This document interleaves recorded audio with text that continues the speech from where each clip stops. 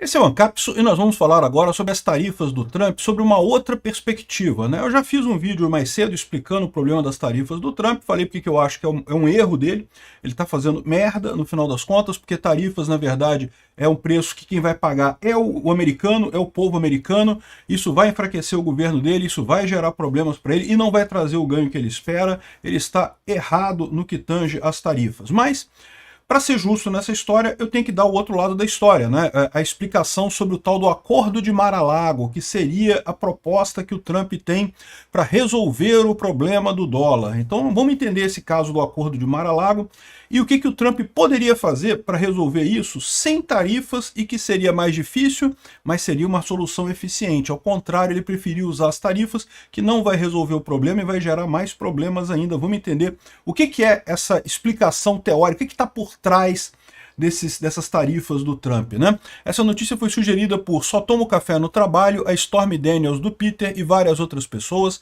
Obrigado aí ao pessoal que sugeriu notícias lá no nosso site, no visãolibertaria.com, e obrigado a você que está assistindo o nosso vídeo. Se você gosta do nosso conteúdo, por favor, deixe o seu like e se inscreva aqui no canal, né?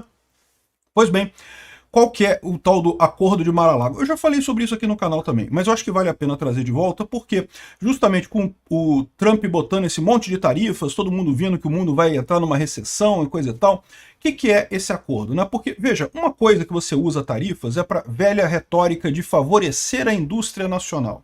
Eu já falei para vocês que isso é uma papagaiada que não resolve problema nenhum.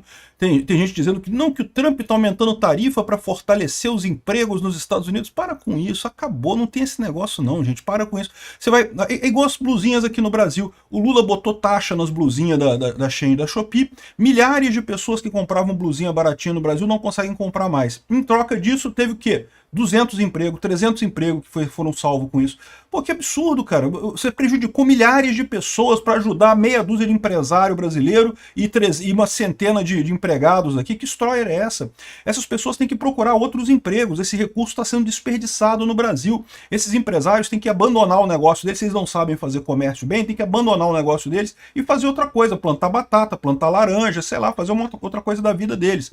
Eles não servem para comércio. Se precisa de taxa de importação para sua indústria funcionar, você falhou na vida, né? Venda a sua indústria e vai fazer outra coisa. O ponto é esse, né? Essa ideia de que vale a pena você sacanear toda a sua população, proibir todo mundo de comprar coisa, botar tarifa em todo mundo para ajudar uma meia dúzia de pessoas para dizer que tem indústria nacional, é uma besteira. Ah, mas é para questão de guerra, se a gente tiver uma terceira guerra mundial, tem que ter indústria no país e coisa e tal.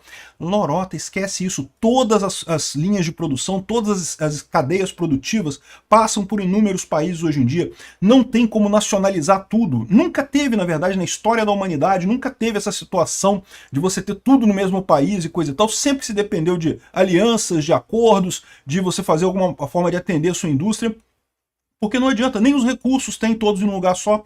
Então não existe isso de proteção contra a guerra ou proteção contra uma pandemia, né, trazendo todas as indústrias para o seu país, né? Isso é um erro, isso tem até um nome, mercantilismo. Era uma coisa que acreditava-se que era boa, lá em 1800 ela vai pedrinha e já foi abandonada essa história de mercantilismo. Isso é uma besteira, isso não resolve problema nenhum, todo mundo já viu que só piora a situação no final das contas, né? Essa estratégia não é, porque isso já é jogado fora na história. O que me assusta é ver um monte de gente aqui no Brasil que concorda com isso, que acha que não, que o Brasil tem que subir impostos para proteger a indústria nacional. Eu quero que o empresário nacional se foda, todos eles. Se você não consegue ter uma indústria competitiva com os produtos chineses, fecha a porra da indústria e vai plantar batata, cacete. Não vai ficar sacaneando as pessoas todas porque você não consegue ser produtivo e competir com os chineses, pô. Ah, mas o problema é os impostos brasileiros. Ah, beleza, então você critica os impostos brasileiros. Você não pede mais impostos para as outras pessoas, você pede menos imposto para a sua indústria. Isso eu concordo, tem que diminuir imposto no brasileiro mesmo. O imposto brasileiro é um absurdo. Agora, querer botar mais imposto para você continuar vivo, não, porra, vai fazer outra coisa da vida, bicho. Tu falhou, tu é um merda, não consegue, né? Pede outra coisa aí, vai fazer outra coisa. Enfim, mas, de novo, isso aparentemente não é o que o Trump está falando, embora seja o sonho dourado de muitos nacionalistas brasileiros, a famosa direita sossa do Brasil, né, os socialistas de direita do Brasil, que adoram essa coisa, não, que tem que proteger a indústria nacional, bota imposto, não sei o que lá. Essa galera esquece, essa galera está no século XIX, lá em 1800 ela vai pedrinha, esquece isso, já foi abandonada há muito tempo. O que o Trump está falando é sobre o tal Acordo de Mar-a-Lago, né? E tem uma thread aqui do Students for Liberty que é bem interessante, porque ele começa explicando exatamente o que é aqui, ó. Não, as tarifas do Trump não é só sobre comércio, não é sobre isso, né? É parte de um plano mais elaborado. Você começa a ler aqui, eu falei, caraca, não acredito que o Students for Liberty vai defender o plano do Trump, e realmente não defendem. Eles explicam a parada toda, mas chegam à conclusão, no final das contas, que pô, que é uma bosta isso, que não resolve problema nenhum, né?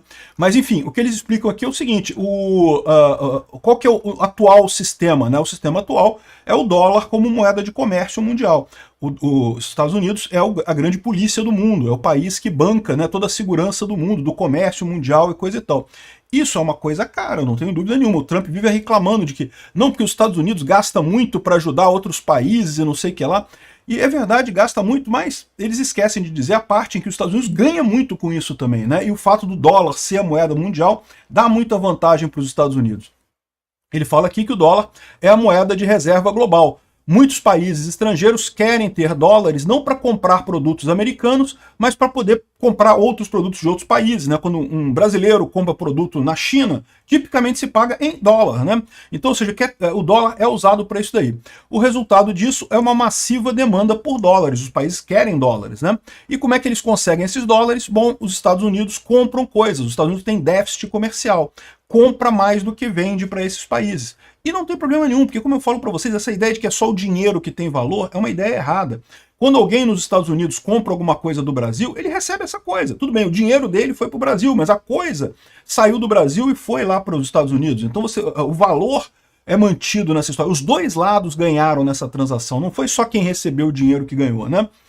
Ou seja, no final das contas, esse acordo do dólar como moeda de reserva é muito bom para os Estados Unidos, porque os países ficam querendo receber dólares, então querem vender para os Estados Unidos, acabam vendendo mais barato, conseguindo um preço melhor para lá e coisa e tal. Os Estados Unidos têm déficit na balança comercial, mas os americanos compram muita coisa que aumenta a riqueza deles, eles vivem muito bem por lá, né? Isso parece um acordo muito bom, e de fato é, né?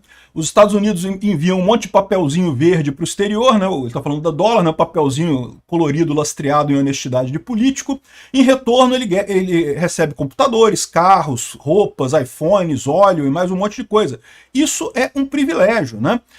Mas tem um problema. O problema é que isso começa a gerar um déficit público americano enorme. Mas aí que tá. O ponto que ele coloca aqui, ele vai explicar isso mais adiante, é que esse déficit público americano aqui deriva do fato de que o governo americano gasta demais. O governo americano fica complacente com essa história. Como é muito fácil para o governo americano crescer de tamanho, ele vai crescendo, crescendo, emitindo dinheiro, e isso é um problema. Mas o problema, repara, não é com a venda para o exterior. O problema é você ter um governo que começa a crescer de tamanho de forma descontrolada. É aí que o Trump deveria atuar mesmo. Essa parte que o Trump faz de cortar o Ministério da Educação, fazer o DOGE lá, cortar um monte de coisa de gasto da USAID, isso, eu estou 100% de acordo com o Trump, ele está corretíssimo nessa coisa. Isso é o caminho correto. Aí o que eles explicam aqui é que, no final das contas, o que ele está querendo fazer é usar as tarifas para ganhar esse aperto a partir dos parceiros. Ou seja, ao invés dele ter que fazer a diminuição do tamanho do Estado americano, ele quer que os outros países forcem os americanos a fazer isso. Por quê? Porque quando você bota a tarifa, a pessoa que compra nos Estados Unidos vai pagar mais caro. Então vai precisar forçar essa diminuição do tamanho do Estado, do tamanho da economia. Ou seja, no final das contas, é um problema, que você vai ter um monte de perda de ações americanas, porque as coisas vão ficar mais caras nos Estados Unidos. Quem paga as tarifas são os americanos, meu amigo, não é o brasileiro não. É igual quando fez a tarifa nas blusinhas lá da China, quem é que pagou as tarifas? Foi a empresa? A Janja falou a mesma coisa que o Trump, não, porque são as empresas que vão pagar a tarifa, não sei o que lá. Não, meu amigo, é você que paga, cara. Quem importa é que paga. O Trump botando tarifa, quem vai pagar são os americanos, né?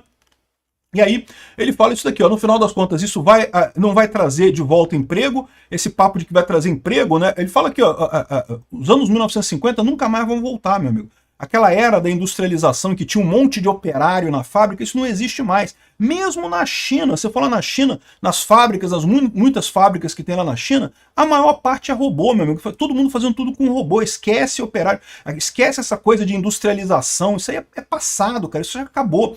Pode ser até que traga alguma indústria para os americanos, lá para os Estados Unidos, até pode trazer, mas não vai trazer tanto emprego assim não. No final das contas, o que pode ajudar é meia dúzia de empresário. O povo vai pagar caro para ajudar meia dúzia de empresário. Ou seja, no final das contas, o objetivo desse acordo de Mar-a-Lago é manter o dólar como uma reserva, uma moeda de reserva, mas, de novo, usar o dólar dessa forma, você acaba prejudicando o valor do dólar, você aumenta o incentivo para outros países usarem outras moedas, né? Tentar forçar os aliados a absorver o custo desse ajuste americano que eles precisam fazer, enquanto quem deveria fazer esse ajuste é apenas o governo americano teria que cortar mesmo o gasto. Enfim, é um movimento amplo, né, forte, nacionalista e falho. É uma merda no final das contas, né? E o pessoal está falando que isso vai prejudicar os Estados Unidos, vai prejudicar a economia americana, vai prejudicar a imagem americana no exterior e pode gerar um monte de problemas. Então esquece esse papo de que o Trump está com um monte de... ele tem uma estratégia... Não, o Trump, como todo político, é um incompetente. Todos eles são. É um incompetente. De vez em quando até faz uma coisa certa ou outra, mas de via de regra erra. Caiu no papo desse pessoal, por quê? Porque é mais fácil cobrar tarifa do que tentar reduzir o tamanho do Estado. No final das contas, não vai conseguir nenhuma coisa nem outra do jeito que ele está fazendo, né? O que ele vai conseguir, como diz a Van der Leyen, lá da Europa, ele vai dar um golpe na economia mundial. Se preparem para uma recessão pesada aí, tá? O Trump está crente que vai conseguir isso daí e não vai. Outra coisa que o pessoal está falando, não, o Trump quer tarifa zero, que os outros países botem tarifa zero e acabem com tudo para ter reciprocidade. Olha só, não sei se vocês viram a lista de tarifas, o mínimo é 10%. Mesmo quem tem tarifa zero com os Estados Unidos botou 10% de tarifa. Não tem esse negócio, não. Esquece desse papo de coisa e tal. Veja, o México está tentando isso, Israel tentou isso, botou tarifa zero com as importações americanas. O Canadá está querendo também botar tarifa zero, o Milei está querendo tarifa zero, mas, de novo, tarifa zero não resolve o problema do Trump. O Trump quer forçar uma diminuição do Estado americano por pressão externa. Ou seja, é uma besteira, cara. Ele é o presidente americano, ele podia fazer essa tarefa, né? Mas é mais fácil fazer isso por pressão externa do que ele fazer os atos lá no governo, né? Então, esse que é o problema, não vai resolver. Botar tarifa zero não vai fazer. O pessoal engana com esse papo de reciprocidade, como se fosse uma palavra mágica. Eu já expliquei, não, esquece isso. Não existe reciprocidade em tarifa, porque o que você tarifa de um lado, você não tarifa de outro. O Brasil tarifa os iPhones dos Estados Unidos caro pra caramba. Compra um iPhone aqui no Brasil pra tu ver o quanto é que tu paga de imposto. É o governo brasileiro que cobra esse imposto, não é o governo americano, não. Agora, o governo americano vai botar a mesma tarifa no iPhone brasileiro? Não, não faz sentido, porque o Brasil não exporta iPhone, o Brasil não produz iPhone, não produz porra nenhuma. As tarifas são sempre desencontradas, você bota tarifa em algumas coisas no país e o outro país bota em você outras tarifas em outras coisas. Então esse papo de reciprocidade é uma palavra vazia, não quer dizer nada, zero. E é só você ver os números lá que o Trump pariu ali, que não tem nada. Quem tem tarifa zero recebeu 10% de tarifa do Trump, para vocês terem uma ideia. Então não faz diferença nenhuma. Outra coisa engraçada, eu já falei isso em outro vídeo, então não vou forçar muito aqui. Aqui, ó, governo Lula admite dificuldade para negociar com Trump às vésperas do tarifaço. Não porque o Trump não consegue negociar, ele está cercado de terraplanistas econômicos. E eu concordei com o governo Lula aqui, tá? O Trump está cercado de terraplanistas econômicos. O mais engraçado foi quando veio a taxa de 10% só para o Brasil. Não porque a baixa taxa dos Estados Unidos é resultado da política soberana, diz o líder do Lula, porque o Lula conseguiu negociar e ficou só 10%. O Lula querendo dizer que foi ele que... Porra nenhuma, meu amigo. O Trump, quando for retaliar o Brasil por conta do Bolsonaro, vai fazer isso com a Lei Magnitsky e visando as pessoas. Não vai visar o país como um todo, porque ele sabe que isso fortaleceria a esquerda por aqui, né? Então, o Congresso que se empolgou todo, não, porque temos que aprovar a lei de reciprocidade, não sei o que lá. De novo, reciprocidade é lixo, esquece essa porra de reciprocidade. Isso não quer dizer nada, é uma palavra vazia, que não tem nenhuma lógica, né? E como eu falei no vídeo de ontem também, o Brasil já poderia botar tarifas recíprocas se precisasse, não precisava de uma lei aprovada no Congresso, foi só uma cambada de congressista de bosta, uma cambada de senador de merda, querendo aparecer para dizer que não, vamos brigar com o Trump, vamos brigar com o Trump, cambada de otário, não precisava de nada daquilo.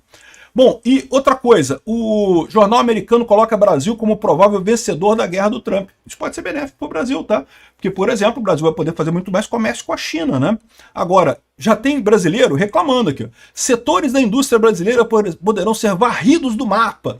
Empresário brasileiro, eu vou te ficar, meu amigo, vai plantar batata, vai plantar laranja, vai fazer alguma coisa da tua vida. Se tu é um empresário e tem medo de concorrência, tu não é um empresário, tu é um idiota, tu é um verme. é um funcionário público, no final das contas, né?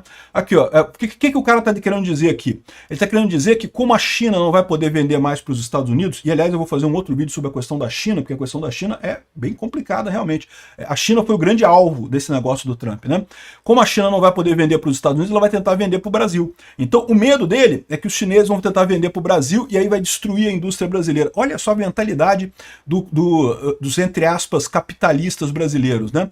O povo brasileiro, se tiver mais produto chinês mais barato, pô, é bom para todo mundo, cara, é ótimo para todo mundo. Ah, mas não pode, porque a minha indústriazinha aqui, eu não vou poder mais viajar para Miami para passear, para curtir as óperas em Paris, porque eu vou ter que fechar minha indústria aqui no Brasil. Caraca, se sua indústria é ineficiente, fecha mesmo, pô, não tem esse negócio não. Ou então cobra do Lula reduzir os impostos aqui no Brasil. Já tem gente, mesmo com essa tarifa, olha só, mesmo sem o Brasil ter sido afetado por essa tarifa, já vai ter empresário brasileiro socialista de direita querendo aumentar a importação de produto da China, hein? Escreve o que eu tô te falando, hein? Soça de direita é uma praga.